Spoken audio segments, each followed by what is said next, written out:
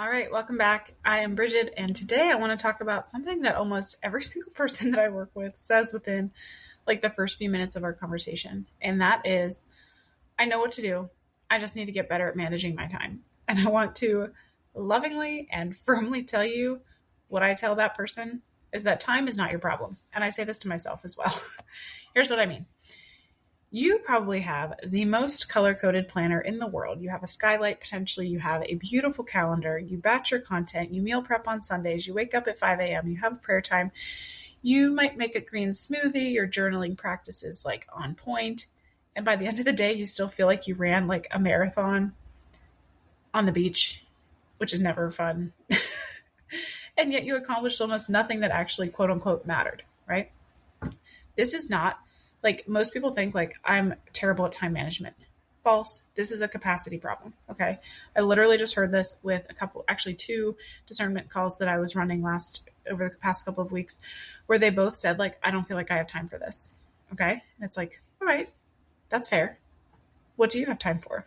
And then they list things and it's like, so basically you're saying that this is not important to you right now to be able to carry all these things. And then they both were like, I guess. And then they both ended up moving forward and becoming clients, okay? Because capacity is not about how many hours are in your day. Capacity is about how much your nervous system can hold before it shifts into survival mode and starts making decisions for you. Everybody knows what survival mode feels like. Everybody knows what it feels like to be totally tapped out, shut down, right? It's a terrible feeling. So I want you to think about it this way. So imagine that you're carrying a full pot of boiling water across a kitchen. And every interruption, task, every demand that somebody places on you is another degree of heat under the pot. And at some point, it does not matter how carefully you're walking, that water is going to spill. Why?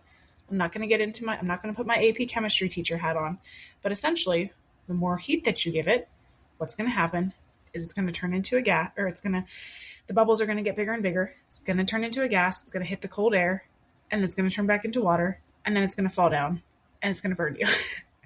All right. That's a very simplified version. We can get into chemistry if you want me to, but I'm not going to right now. This is what that overextension, especially chronic overextension, does to a person's nervous system. It's literally physics, right? It's chemistry. It's physiology. And if you look back to episode 60, you'll definitely want to check it out because we talk a lot about the difference between nervous system regulation and nervous system rewiring. Regulation helps you carry that pot more carefully, which is obviously super important. And rewiring asks why the stove is always on in the first place. Okay. And I want to go one step further today because what a lot of people don't know about themselves is that they are living and working at a capacity level that was set by an old wound, not by who they actually are today. And I'm not talking about parts work or inner child work or anything like that. You'll see what I mean.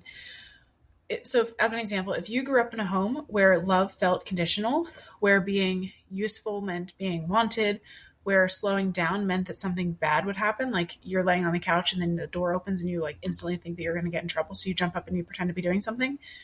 That's a nervous system learned response. Okay. And it learned a specific lesson. So in that last example, rest is dangerous because somebody could always come in and I could get in trouble.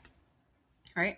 And it learned that your worth is not tied to your output, that your worth is tied to your output. And that saying no means that you're like abandoning somebody and that means you're not a good person, right? And unfortunately, that lesson did not stay in your childhood. It has followed you into your marriage, into your motherhood, into your business, into even how you manage your inbox, right? And how you manage your bank account. And it's the reason why you say yes when you mean no, why you feel guilty about sitting down, why even on a slow day, like you're just waiting for something bad to happen. You're waiting for the phone to ring. You're waiting to get an email, a good or bad email. You just kind of like love that, like always wanting to be on edge, but you hate it, but you like, your body loves it because you learned that that's how you stayed safe, right? And so again, this is all just a nervous system that has learned that it has to earn its place.